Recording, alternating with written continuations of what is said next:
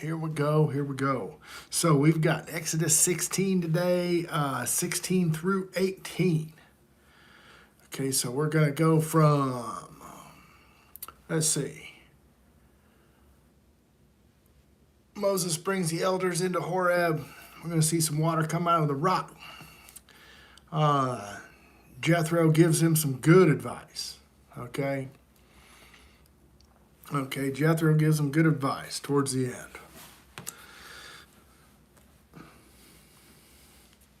And they took their journey from Elim.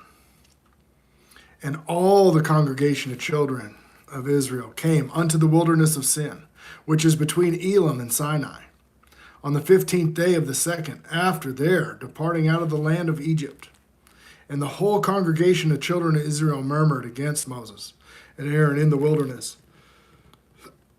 And the children of Israel said unto them, would to God have died in the hand of Jehovah in the land of Egypt, when we sat by the flesh pots, and we did eat the bread into the full.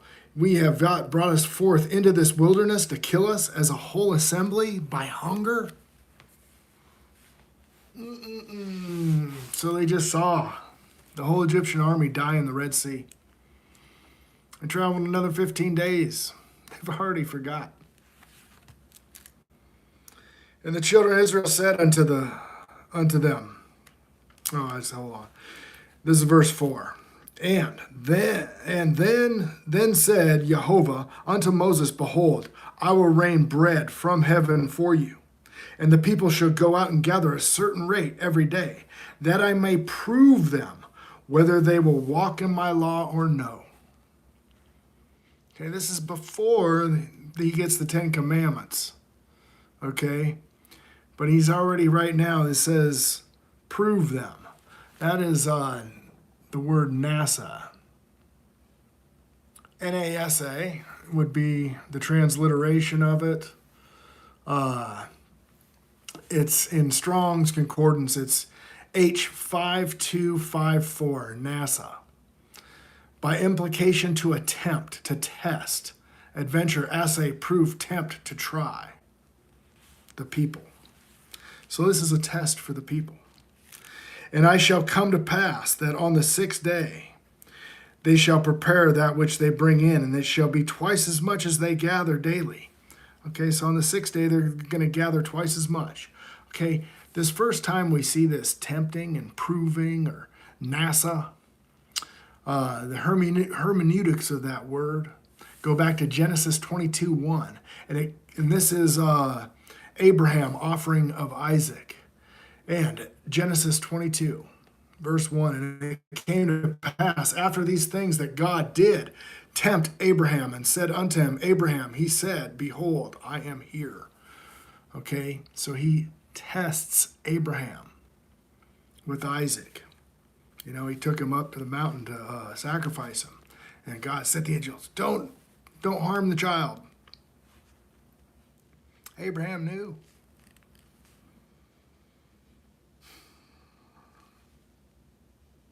That was the faith that was accounted unto Abraham for righteousness. And it shall come to pass, and on the 6th day they shall prepare that which they bring in, and they shall be twice as much as they gather daily. And Moses said unto Aaron, unto all the children of Israel, at even, then ye shall know Jehovah hath brought you out of the land of Egypt. And in the morning ye shall see the glory of Jehovah, for that he heareth the murmurings against Jehovah, and that we are murmuring against us.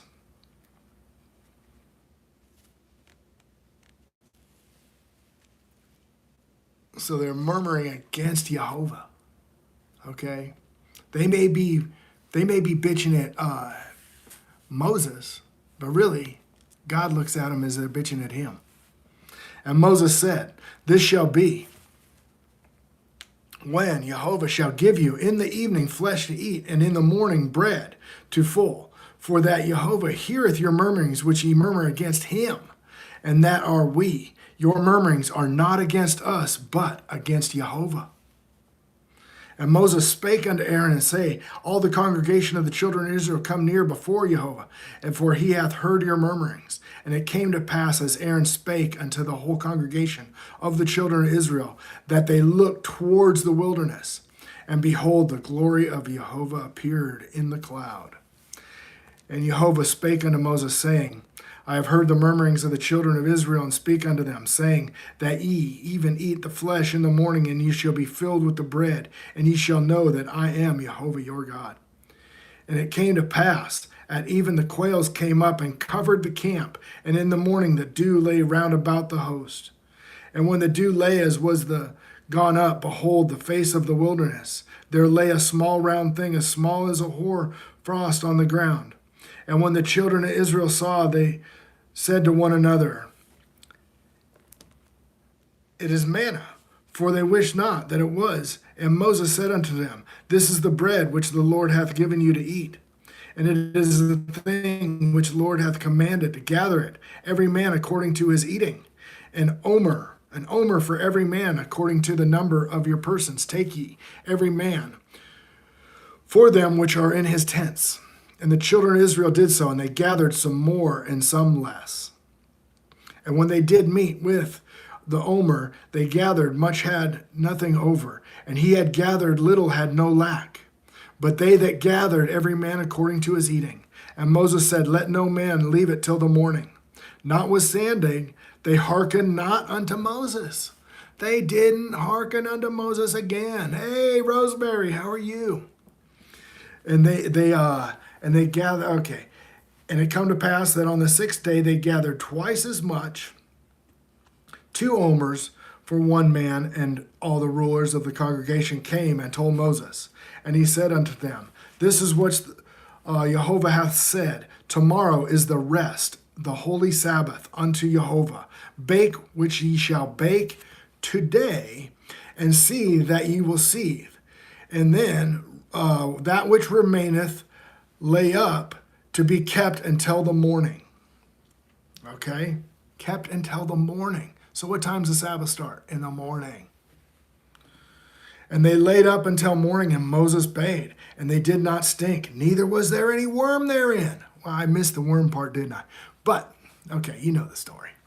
All right, so on the other days, anything they had left over, the worm came and ate it, and it stunk. But not what they gathered on the 6th day, the 7th day in the morning, it was fine. And Moses said, eat today, for today is a Sabbath unto Jehovah, and today ye shall not find it in the field. 6 days ye shall gather it, but on the 7th day, which is the Sabbath, in it there shall be none. And it came to pass that when some of the people went out on the 7th day to gather, for they found none. Yikes. And Jehovah said unto Moses, how long you refuse to keep my commandments and my laws? See, for that hath given you the Sabbath. Therefore he giveth you on the 6th day bread, 2 days, that ye all abide every man in his place, and let no man go out of his place on the 7th day. So that the people rested on the 7th day. Okay, folks. This test, this naw-saw, this word, it's also found in Psalms 95. Guess what? Hebrews 4 quotes Psalm 95, folks. Okay? God teaches his people how to do the Sabbath right here. Hebrews 4, verse 6 and 7. Seeing, therefore, it remaineth that some must enter in, therefore, they to whom it preached entered not in because of unbelief. Okay? Again, he limiteth a certain day, saying in David, today, after not so long a time, as it is said, today, ye hear his voice, and harden not your hearts. Okay? Hebrews 4 talks about the eternal rest, the heavenly rest of God. And it's the word kapatusis. Okay, it's the word kapatusis in Greek. And it means like a heavenly rest. until you get to verse 9, where it says, verse 9 says, there remaineth therefore a rest, but it's G 4520. It's not kapatusis, it's sabbatimos. Okay. Therefore remains a Sabbath rest to the people of God. Okay, now, what does Psalms 95 say? Harden not your hearts, as in the day of provocation, the day you murmured, as in the day of temptation in the wilderness, when your fathers tempted me and proved me and saw my work. Okay, this is at Meribah. They're at Meribah right now. Okay, there's also another Meribah, another place where they tempted him. You read about that in Numbers. Okay, where they didn't believe the report. And then Moses smote the rock when he wasn't supposed to smote the rock. He was just supposed to talk to the rock.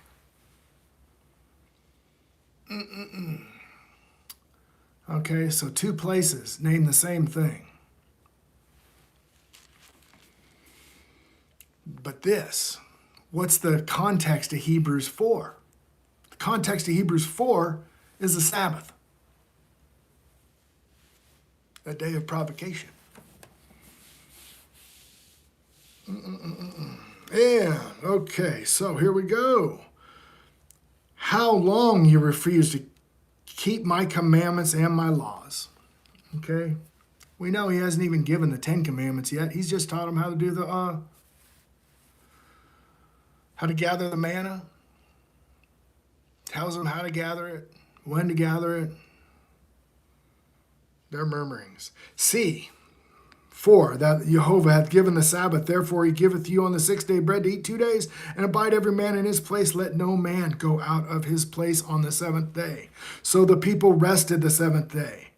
And the house of Israel called the name thereof manna, and it was like coriander and seed white, and the taste was like the wafers made with honey. And Moses said, This is the thing which the Lord commandeth. Fill an omer and keep it for your generations, for that they may see the bread wherewith. And I have fed you in the wilderness and brought you forth from the land of Egypt. The manna from heaven, the bread. Throughout your generations, we're supposed to hearken to his word, people. Yeah, look, the 8 people that were here didn't even stick around. Oh, my goodness. And Moses said unto Aaron, Take a pot, and put an omer full of manna in there, and lay it up for the Jehovah, to be kept for your generations. And Jehovah commanded Moses, so Aaron laid it up before the testimony to be kept. And the children of Israel did eat, every man 40 years, until they came to the land inhabited. They did eat manna until they came unto the borders of the land of Canaan. Now an omer is a 10th part of an ephah. Chapter 17. And the congregation of the children of Israel journeyed from the wilderness of Sin after their journeys, according to the commandment of Jehovah, and pitched in Rephidim. And there was no water for the people to drink. And therefore the people did chide Moses, and give us water that we may drink. And Moses said unto them, Why ye chide with me? Therefore do ye tempt Jehovah. They're still doing it. They're still tempting him. Oh, and the people thirsted for water, and the people murmured against Moses and said, Wherefore hast thou brought us up to Egypt to kill us and our children and thirst with cattle? And Moses cried unto Jehovah, saying, That shall I do to this people, that they might be ready to stone me? And Jehovah said unto Moses, Go on before the people. Take with thee the elders. Go on before the people. Okay, so the people in Rephidim, we're going to go on before the people and take the elders and thy rod, wherever thou must smotest the river, take in thy hand and go. And behold, I will stand before thee there upon the rock in Horeb. Okay, so people are in Rephidim. Moses and the elders are going to the rock at Horeb. So they're going to travel up the valley a little bit. He's been here before.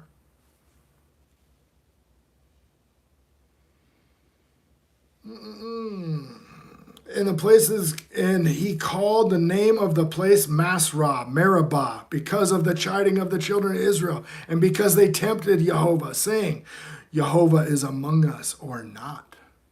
They didn't believe he was still with them. Then Amalek fought with us in Israel and Rephidim.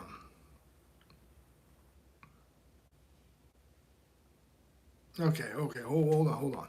Okay, and Moses cried unto the Lord, saying, what shall I do unto this people? They stone me. And the Lord said, go on before these people, whereas thou smelt the river, and take a hold of thy hand. Behold, I will stand before thee there upon the rock in Horeb, and thou shalt smite the rock, and there shall come out water of it, for the people may drink. And Moses did so in the sight of the elders of Israel. And he called the name of the place naw-saw and Meribah, because the chiding of the children of Israel, and because they tempted Jehovah, saying, is the Lord among us or not? Moses said unto Joshua, choose us out of men, and go out and fight with Amalek tomorrow. And I will stand on the top of the hill, and the rod with God in my hand. So Joshua did as Moses had said, and they fought with the Amalek, and Moses and Aaron and Hur went up to the top of the hill. And it came to pass that when Moses held up his hand, that Israel prevailed. And when he let down his hand, Amalek prevailed. But Moses' hands were heavy, and they took a stone and put it under him, and he sat thereon. And Aaron and Hur stayed and put his hands on one atop, on the other side in his hands, and were steady until the going down of the sun. And Joshua discomforted Amalek and his people with the edge of the sword. And Jehovah said unto Moses, write this for a memorial in the book, and rehearse it in the years of Joshua, for I will utterly put out the remembrance of Amalek from under heaven. And Moses built an altar and called the name of it Jehovah Jehovah Nissi. For he said, because Jehovah has sworn that I am Jehovah, that I have war with Amalek from generation to generation. All right, so they're in Rephidim, the 2.3 million people. Moses and the elders go up to the rock of Horeb, smite the rock, the waters run out, and refresh the people. Okay. It's going to run down the valley. It's a big river then. Okay, now, he stands up on the hill, and he oversees the battle. Boom, boom, boom. Okay? They're going to bring on the people eventually, okay? But right now, they are at Horeb. When Jethro, the priest of Midian, Moses' father-in-law, heard all that God had done for Moses and Israel, his people, and that Jehovah had brought Israel out of Egypt, then Jethro, his father-in-law, took Zipporah, Moses' wife, after he had sent her back, and her 2 sons, of which the name was Gershom. He said, I have an alien in the strange land. I have been an alien in the strange land. And in the name of the other was Eleazar. For the God of my father, he said, mine was help and delivered me from the sword of Pharaoh. And Jethro, Moses' father-in-law, came with his sons and his wife unto Moses into the wilderness, where he encamped at the mountain of God. So there they are they're in the wilderness of Sinai, okay? Like being in the county of Sinai. You've got Horeb here, and you've got Sinai up and across the valley. Down the valley runs a river to refresh the people. It's wild. One thing you got to understand is that subtle difference between Horeb and Sinai. Okay? The difference between Horeb and Sinai. Subtle difference, very small. You got to read line upon line to find it. And he said unto Moses, I, thy my father-in-law, Jethro, come into thee, and in the wife and his 2 sons with her. And Moses went out to meet his father-in-law, and did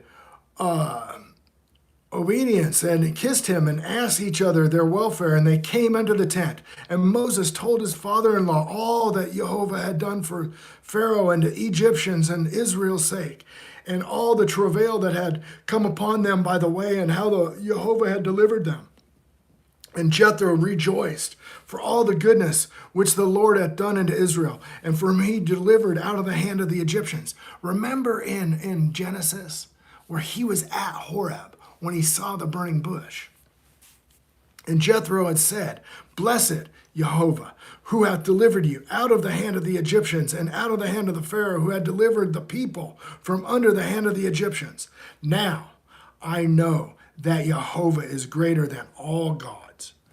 For one thing herein they dealt proudly, as he was above them. And Jethro, Moses' father-in-law, took burnt offering and sacrifices for God. And Aaron came, and all the elders of Israel, to eat bread with Moses' father-in-law before God. And it came to pass on the morrow that Moses sat to judge the people. And the people stood by Moses from morning until evening. And all that Moses' father-in-law saw that he did to the people, he said, What is this thing thou doest to the people? Why thou sittest thou in thyself alone? And all the people stand by thee from morning till even. And Moses said unto his father in the law, Because the people come unto me to inquire of God. And they have a matter, they come unto me, and I judge between one another. And I do make them know the statutes of God and his laws. And Moses' father-in-law said unto him, One thing thou doest is not good. Thou shalt really wear away both thou and his people. It is with thee thing that is too heavy for thee. And thou art not able to perform it by yourself alone. Check this out, what he says. Hearken now unto my voice, and I will give thee counsel. And God shall be with thee, and be with thou people Godward, and that thou may bringest causes unto God. And thou shalt teach them ordinances and laws, and shall show them the way wherein they must walk and work, and that they must do. Moreover, thou shalt prove out all the people and all the men, such as fear God, the men of truth, having covetous and no place such over them, no covetousness. So find some men who have no covetousness and place such over them, to be rulers of thousands and rulers of hundreds and rulers of 50 and rulers of tens. The division of the labor. Raise some people up to be judges over the people. So it's not all on you. But look what he says. In the way. Okay, this guy, Jethro, lived in Midian. He lived at the mountain of God. And then he says stuff like this. Trippy. Okay, now his descendants go on with Moses. Okay, and you go through these genealogy sections, and the family comes out as sojourners in Jeremiah. I think it's Jeremiah 35, where they're the Rechabites. And they're blessed forever. Why? Because they listened to their fathers. Holy smokes, man. It is wild. Okay, so now we're in 18 here. Let me keep going. Woo. Moreover, thou shalt all the people, such men fear God. Fear God, man. You know what fearing God means? Fearing God means obeying the Ten Commandments. Thou shalt do this thing God commanded thee, so thou shalt be able to endure all his people and go in their place of peace, in peace. The covenant of peace, right? So Moses hearkened to all the voice of his father-in-law, did all that he said, and Moses chose able men out of Israel and made the heads over the people, rulers of 1,000, rulers of hundreds, rulers of 50, and rulers of tens. And they judged the people all seasons. The hard causes they brought unto Moses, but every small matter they judged themselves. And Moses let his father-in-law depart, and he went his way unto his own land. Man! In the way.